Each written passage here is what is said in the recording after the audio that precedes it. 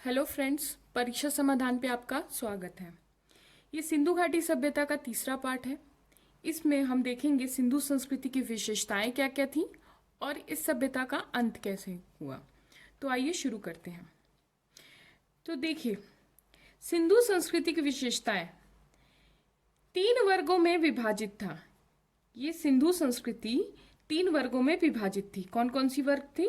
ये थे विशिष्ट वर्ग, मध्यम वर्ग और कमजोर वर्ग। ये तीनों हिस्से परकोटे से घिरे होते थे। कौन कौन से हिस्से? 3 वर्ग जो थे, मध्यम वर्ग, विशिष्ट वर्ग और निम्न वर्ग। अब देखते हैं कालीबंगा। कालीबंगा में जो दुर्ग था, इसमें पुरोहित ऊपर रहते थे। दुर्ग के ऊपर पुरोहित रहते थे और नीचे, दुर्ग के नीचे अग्नि वेदिका होती थी, जिसमें अनुमान लगाया जाता है कि यहाँ धार्मिक अनुष्ठान किए जाते होंगे। दुर्ग के ऊपर कौन रहते थे? पुरोहित रहा करते थे और दुर्ग के नीचे धार्मिक अनुष्ठान किया जाता था, क्योंकि यहाँ पे अग्नि वेदिका पाई गई है। नगर में व्यापारी, शिल्पी, अधिकारी रहते थे। कौन कौन रहते थे? नगर में व्यापारी, जो व्यापार करते थे, शिल्पकार इत्यादि रहा करते थे। हड़प्पा और मोहनजोदाड़ो के नगर को देख के अनुमान लगाया जा सकता है कि वहां दास प्रथा रही होगी, क्योंकि वहां की हड़प्पा और मोहनजोदाड़ो के जो नगर है, उनके जो घरों की बनावट है, उनसे देख के लगाया जा सकता है कि वहां दास प्रथा रही होगी। दास प्रथा रही होगी। आगे देखते हैं। अब हड़प्पा सभ्यता की राजनीतिक संगठन कैसी थी? राजनीतिक संगठन कैसी थी? देखिए, जैसे कि हमने पहले भी देखा, मेसोपोटामिया में मंदिर के साक्ष्य प्राप्त है। कहाँ से? मेसोपोटामिया में मंदिर के साक्ष्य प्राप्त है। लेकिन तो इससे हम ये कह सकते हैं कि यहाँ पुरोहितों के हाथ में सत्ता रही होगी, क्योंकि जाहिर सी बात है, मंदिरों के साक्ष्य प्राप्त हैं, तो सत्ता किसकी होगी? पुरोहितों की हाथ में सत्ता रही होगी। ठीक। वहीं अगर हम हड़प्पा की बात करें तो हड़प्पा में मंदिर के साक्ष्य नहीं मिलते हैं। वहीं हड़प्पा में व्यापारिक और वणिक वर्ग देखने को मिलता है, क्योंकि वहां पे व्यापारी, अधिकारी, ये सब मन के, इन सब चीजों की ज्यादा खोज प्राप्त हुई। इसलिए हम कहते हैं कि वहां पे पुरोहितों के हाथ में तो सत्ता नहीं रही होगी, लेकिन जो वणिक वर्ग है उनके हाथ में जरूर ये सत्ता रही होगी। अब देखिए, सिंधु घाटी सभ्यता में क्या था। संपूर्ण क्षेत्र कई स्वतंत्र राज्यों में बटा हुआ करता था। ठीक है, जितना भी क्षेत्र था उसके संपूर्ण जो भी राज्य थे वो स्वतंत्र थे और प्रत्येक की एक अलग अलग अपनी राजधानियां थी। संपूर्ण क्षेत्र कई स्वतंत्र राज्यों में बटा हुआ था और प्रत्येक की एक अलग अलग अपनी अपनी राजधानियां थी। जैसे सिंधु की राजधानी मोहनजोदाड़ो थी, पंजाब की हड़प्पा और राजस्थान की कालीबंगा। आगे देखते हैं स्त्रियों की दशा। अब उस समय में स्त्रियों की दशा क्या थी? अधिक नारी मृण मूर्तियां प्राप्त हुई हैं। अब क्या मिलता है हमें देखने को कि सिंधु घाटी सभ्यता से जो भी मूर्तियां प्राप्त हुई हैं हमें, वो नारियों की प्राप्त हुई हैं। इसलिए कहा जा सकता है सैंधव समाज जो होगा वो मातृ प्रधान रहा होगा। इसलिए हम कह सकते हैं कि सैंधव समाज मातृ प्रधान रहा होगा। वहां के लोग खाने पीने और वस्त्र आभूषण के भी शौकीन थे, क्योंकि हम देखते हैं वहां पे मनके के कारखाने प्राप्त हुए, आभूषण के शौकीन थे, इसलिए हम कह सकते हैं वो आभूषणों के शौकीन थे। अब देखते हैं खाने पीने में यहाँ के लोग मांसाहारी भी हुआ करते थे और शाकाहारी भी होते थे। आगे बढ़ते हैं तो हम देखते हैं कि जो आभूषणों की बात की हमने, तो हम क्यों बात करते हैं इसके। तो देखिए, हड़प्पा क्षेत्र से एक श्रृंगारदान प्राप्त हुआ है। कहां से? हड़प्पा क्षेत्र से एक श्रृंगारदान प्राप्त हुआ है। लिपस्टिक, काजल लगाने की सिलाई चनहूतड़ों से प्राप्त हुआ है। जैसे कि हम पहले भी देख चुके हैं कि यहाँ के लोग सज्जो सामान और संवरने के शौकीन थे। आगे देखते हैं।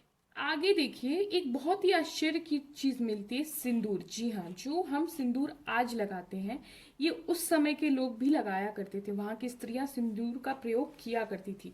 तो कहाँ से प्राप्त हुआ है? नौसारों से। तो ये परीक्षा में पूछ सकता है कि सिंदूर के साक्ष्य प्राप्त हैं या नहीं, तो आप कहेंगे जी हाँ, सिंदूर के साक्ष्य प्राप्त हुए। कहाँ से? नौसारों से। सिंधु घाटी सभ्यता का आर्थिक जीवन कैसा होता था? तो उस समय के लोग कृषि और पशुपालन पे निर्भर थे। ठीक है, तो कृषि भी करते थे और पशुपालन भी करते थे। कृषि भी करते थे वहां के लोग और पशुपालन भी करते थे। अब देखिए, कृषि कब की जाती थी? नवंबर से दिसंबर के बीच में बोते थे, वो कृषि बोते थे, और मार्च से अप्रैल के बीच में कटाई करते थे। जो भी उन्होंने फसल बोया था उसकी कटाई कब होती थी? मार्च से अप्रैल। देखिए, वहां से तो लोहे का जो हल है वो प्राप्त हुआ नहीं है, तो शायद ये अनुमान लगाया जाता है कि लकड़ी के हल से खेती करते रहे होंगे। अब देखते हैं। देखिए, फसल काटने के लिए पत्थर के हंसियों का प्रयोग करते थे। ये फसल काटने के लिए किसका प्रयोग करते थे? पत्थर के हंसियों का प्रयोग करते थे। देखिए, मिट्टी के हल के खिलौने बनावली और मोहनजोदाड़ो से प्राप्त हुए हैं। तो जो मिट्टी का तो हल प्राप्त हुआ है, लेकिन लोहे का हल नहीं प्राप्त हुआ है। नहरों और नालों से सिंचाई के प्रमाण नहीं मिलते हैं। सबसे इंपॉर्टेंट बात ध्यान रखने की जरूरत है, ये पूछता है प्रश्न कि उस समय की खेती किस से की जाती थी, तो हम कहेंगे नहरों और नालों से सिंचाई के प्रमाण नहीं मिलते। सिंधु घाटी के लोग नदियों और कुओं के द्वारा या वर्षा जल के द्वारा ये कृषि किया करते थे। सिंधु घाटी के लोग 9 फसलों को जानते थे, यानी कि 9 फसलों से वो ज्ञात थे। अब ये फसलें कौन कौन सी थी वो आगे देखते हैं। सिंधु घाटी के लोग 3 किस्म की गेहूं जानते थे, 2 किस्म की जौ जानते थे, कपास, खजूर, तरबूज, मटर, राई, सरसों और तिल, ये फसलों से वो ज्ञात थे और ये बोते थे। ठीक है, अब देखते हैं यहां से कहां से आपको बढ़िया किस्म की जौ प्राप्त हुई है? बनावली से, ये हमने पहले भी पढ़ा था और ये हमेशा पूछता भी है। ठीक है, अब देखते हैं चावल के अवशेष कहाँ से प्राप्त होते? मोस्ट इंपॉर्टेंट क्वेश्चन, ये बार बार पूछा गया परीक्षा में। तो लोथल से प्राप्त हुआ। कहाँ से? लोथल से प्राप्त हुए चावल के अवशेष। देखिए, धान की भूसी कहाँ से प्राप्त हुई? धान की भूसी भी, जी हाँ, धान की भूसी भी प्राप्त हुई है। ये प्राप्त हुआ है कहाँ से? रंगपुर से। रंगपुर से, जो कि गुजरात में, लोथल और रंगपुर गुजरात में है। तो धान, चावल के अवशेष लोथल से प्राप्त हुए और धान की भूसी कहाँ से प्राप्त हुई? रंगपुर से। अब आगे बढ़ते हैं। देखिए, मोटे अनाजों की 6 किस्मों की उगाई की जाती थी। सिंधु घाटी सभ्यता में मोटे अनाजों की 6 किस्मों की उगाई की जाती थी। कौन कौन थे ये 6 किस्म? ये थे रागी, कोदो, सांवा, ज्वार, मटर और फलियां। तो ये 6 किस्म की मोटी मोटी फसल लगाई जाती थी। अब देखिए, कपास, कपास की खेती की जाती थी मोहनजोदाड़ो में। ठीक है, क्यों हम कहते हैं ऐसे? क्योंकि यहाँ से सूती के कपड़े के टुकड़े प्राप्त हुए हैं। यानी कि पूरे सिंधु घाटी सभ्यता में कपास की खेती की जाती थी, क्योंकि मोहनजोदाड़ो से सूती के कपड़े के टुकड़े प्राप्त हुए हैं। देखिए, मेहरगढ़, मेहरगढ़ से प्राचीनतम साक्ष्य संसार भर में जो कि कपास का पाया जाता है। ये इससे भी पुराना साक्ष्य, सिंधु घाटी सभ्यता से भी पुराना साक्ष्य कपास का मेहरगढ़ अभिलेख से प्राप्त होता है। ठीक है, ये भी इंपॉर्टेंट है, ये बार बार पूछा गया। आगे देखिए, इनकी जो मुख्य फसल थी वो ही थी कपास। कपास क्या थी? इनकी मुख्य फसल थी। कपास की मुख्य फसल होने के कारण ही जो यूनानी थे वो सिंध क्षेत्र को सिंडन कहने लगे। क्या कहने लगे? सिंध क्षेत्र को सिंडन कहने लगे। सिंडन कहने लगे, जो सिंधु शब्द से निकला है। सिंडन कहां से निकला है? सिंधु शब्द से निकला है। अब देखते हैं। देखिए, परीक्षा में बार बार पूछता है, इसको याद रखने की जरूरत है, बहुत इंपॉर्टेंट है। गन्ना से वो परिचित नहीं थे। कौन? सिंधु घाटी की सभ्यता के लोग गन्ना से परिचित नहीं थे, अतः ये गन्ना की खेती नहीं करते थे। अब देखते हैं पशुपालन। पशुपालन का भी बहुत महत्व था। एक तो कृषि करते थे और दूसरा पशुपालन करते थे। पशुपालन में कौन कौन से पशुएं पाई जाती थी? बैल, गाय, भैंस, बकरी, भेड़, सूअर, कुत्ते, बिल्ली, गधा, ऊंट, हाथी, हिरण, मोर, खच्चर इत्यादि से परिचित थे। ये सब, इन सब पशुओं से वो परिचित थे। ठीक है, लेकिन अब पशुपालन में जो पशुओं में मेन पशु जो था, जो मुख्य पशु था, जो सबसे प्रिय था, वो कुबड़ वाला सांड था। सिंधु घाटी सभ्यता के लिए कुबड़ वाला सांड जो था वो सबसे अधिक प्रिय था। यहाँ पे गाय सबसे अधिक प्रिय नहीं है, जैसे कि आज के तारीख में हम देखें तो सबसे हिंदू धर्म में गाय सबसे प्रिय होती है, वैसे उस समय में गाय नहीं, कुबड़ वाला सांड जो है सबसे अधिक प्रिय था। ऊंट, घोड़े और गाय का कोई भी मुद्रा के ऊपर चित्रण नहीं दिया गया है, चित्रण नहीं बनाया गया है। ऊंट, घोड़े और गाय को मुद्रा के ऊपर नहीं देखा जाता है। आगे देखते हैं, घोड़े की अस्थियां कहाँ से प्राप्त हुई हैं? सुरकोट्टा से। सुरकोट्टा से घोड़े की अस्थियां गुजरात से प्राप्त हुई हैं। अब देखते हैं इनके व्यापार, ये व्यापार किसका करते थे? तो जैसे हमने अभी देखा कि यहाँ पे व्यापार, जो मूल उद्योग था इनका वो वस्त्र पर था, यानी कि जो व्यापार था उनका पूरा वस्त्र पर ही निर्भर करता था। ठीक है, ये जो वस्त्र था यानी कि कपास, तो ये कहाँ? मेसोपोटामिया को निर्यात करते थे। कहाँ करते थे? मेसोपोटामिया को निर्यात करते थे। तांबा ये कहाँ से मंगाते थे, आयात करते थे? तांबा राजस्थान की खेतड़ी से और बलूचिस्तान से। तांबा मंगाते थे लोग राजस्थान की खेतड़ी और बलूचिस्तान से। टीन कहाँ से मंगाते थे ये लोग? अफगानिस्तान से टीन मंगाया करते थे। सिंधु घाटी सभ्यता के जो भी औजार प्राप्त हुए वो कांसे से मिले हैं, कांसे के बने हुए, क्योंकि टीन तो बाहर से आता था। ठीक है, तो ज्यादा मात्रा में क्या पाया जाता था? कांसे पाया जाता था, इसलिए कांसे का बना हुआ था। आगे देखते हैं, इमारती हड़प्पा कालीन।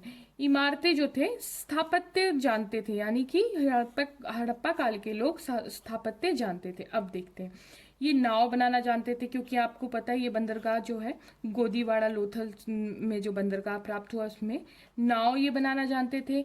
ईंटों के भट्टे शहर के बाहर होते थे, ये ईंटें बनाने जाते थे क्योंकि पक्की ईंटों का प्रयोग हुआ है, तो ईंटे के जो भट्टे होते थे वो शहर के बाहर बने होते थे। सोने चांदी के आभूषण जानते थे, ये बनाते थे, पहनते थे सोने चांदी के आभूषण। फिर तांबे एवं टीन के बर्तन होते थे। अब ये हड़प्पा सभ्यता के लोग व्यापार किससे करते थे? तो हड़प्पा सभ्यता के लोग मेसोपोटामिया के साथ इनके व्यापारिक संबंध थे। इसके साक्ष्य कहाँ से प्राप्त होते हैं वो हम देखते हैं। जो मेसोपोटामिया का शासक था, सुमेरियन शासक था सारगोन। सुमेरियन शासक सारगोन के काल के मिट्टी के पट्टिकाओं पर अंकित अभिलेख से पता चलता है, सारगोन के काल के मिट्टी के पट्टिकाओं पे अंकित अभिलेखों से पता चलता है कि मेसोपोटामिया और मेलुहा और दिलमुन, मेसोपोटामिया, मेलुहा और दिलपुन, इन तीनों के व्यापारिक संबंध थे। अब देखते हैं ये मेलुहा कौन है और दिलमुन कौन है। तो मेलुहा जो कहा गया है वो सिंधु क्षेत्र का प्राचीन नाम है। ठीक है, तो जो सिंधु क्षेत्र का प्राचीन नाम है वो मेलुहा है, और दिलमुन जो है फारस की खाड़ी के बहरीन से की गई है। इसकी पहचान, दिलमुन की पहचान फारस की खाड़ी के बहरीन से की गई है इसकी पहचान।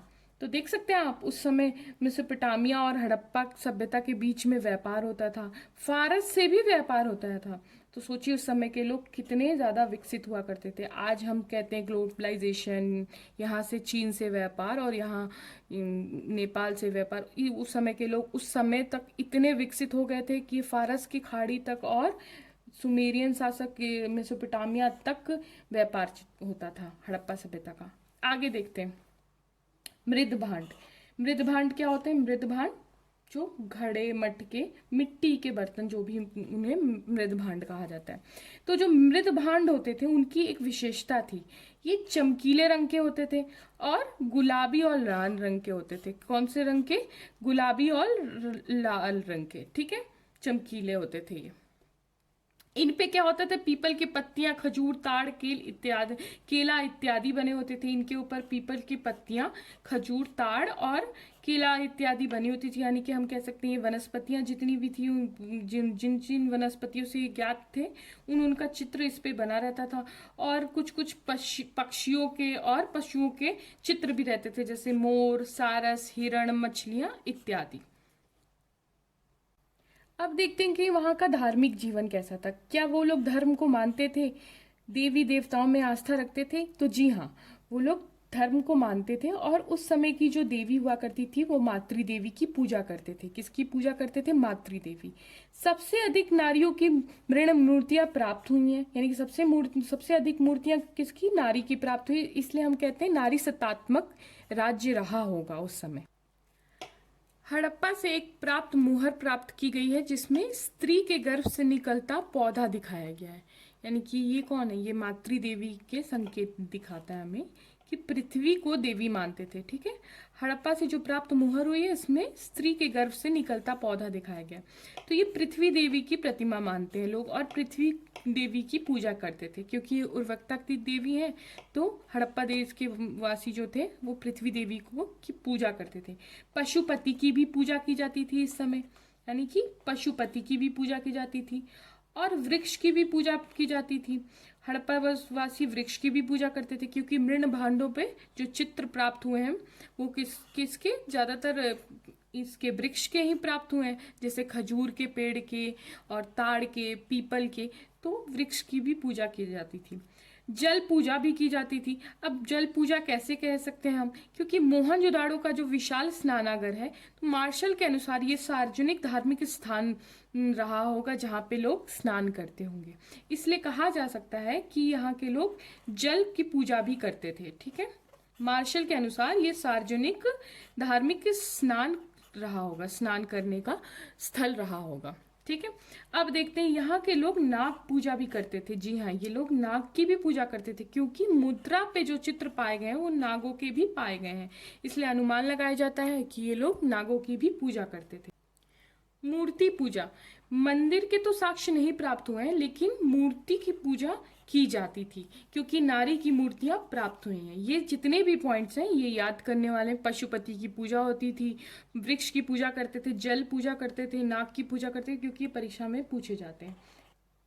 यहाँ सूर्य की पूजा भी की जाती थी। अब सूर्य की पूजा कैसे की जाती थी, क्योंकि मोहरों और मृद भांडों पे स्वास्तिक का चिन्ह प्राप्त हुआ है। किसका चिन्ह प्राप्त हुआ है? स्वास्तिक का चिन्ह। जो ये स्वास्तिक होता है ये सूर्य पूजा से संबंधित है, इसलिए कहा जा सकता है कि सिंधु घाटी सभ्यता के लोग सूर्य पूजा भी करते थे।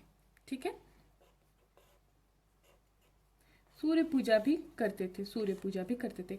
अग्नि पूजा, अग्नि पूजा भी करते थे, क्योंकि अग्नि वेदियां प्राप्त हुई बनवाली से, तो इसलिए कहा जा सकता है कि ये लोग अग्नि पूजा भी करते थे। भूत प्रेत में विश्वास रखते थे। भूत प्रेत में तो विश्वास रखती थी, क्योंकि खोपड़ी प्राप्त हुई है बच्चे के जिसमें 6 छिद्र किए गए हैं और बहुत अनेकों संख्या में तावीज प्राप्त हुआ है। तो अभी तक हमने देखा सिंधु घाटी सभ्यता की क्या क्या विशेषताएं थी, वहाँ के नगरों की क्या क्या विशेषताएं थी, लोगों का रहन सहन कैसा था, कैसा व्यापार होता था, क्या कृषि करते थे, किन किन चीज़ों में उनकी आस्था थी। अब हम देखेंगे ये सभ्यता आखिर अंत कैसे हुई। जी हाँ, इस सभ्यता का अंत कैसे हुआ और इसके क्या क्या कारण हो सकते हैं, तो देखते हैं। मैके एवं मार्शल कहते हैं कि इस सभ्यता का बाढ़ से अंत हुआ होगा। संभवतः इस सभ्यता का अंत बाढ़ से किया गया होगा। क्या हुआ होगा कि बाढ़ आई होगी अचानक और पूरा तहस नहस करके खत्म हो गई होगी ये सभ्यता, और ये सभ्यता अपने में विलुप्त हो गई होगी। आरएल स्टाइन और अमलानंद घोष कहते हैं कि इस सभ्यता का अंत का कारण जलवायु परिवर्तन रहा होगा। क्या हुआ होगा कि बहुत पेड़ों, भारी मात्रा में पेड़ों की कटाई की गई होगी, तो इस कारण सूखा पड़ गया होगा, इस वजह से जलवायु परिवर्तन हो गया होगा। तो आरएल स्टाइन और अमलानंद घोष जलवायु परिवर्तन के समर्थक है। एम आर सैनी कहते हैं कि सभ्यता का अंत भूतात्विक परिवर्तन से रहा होगा।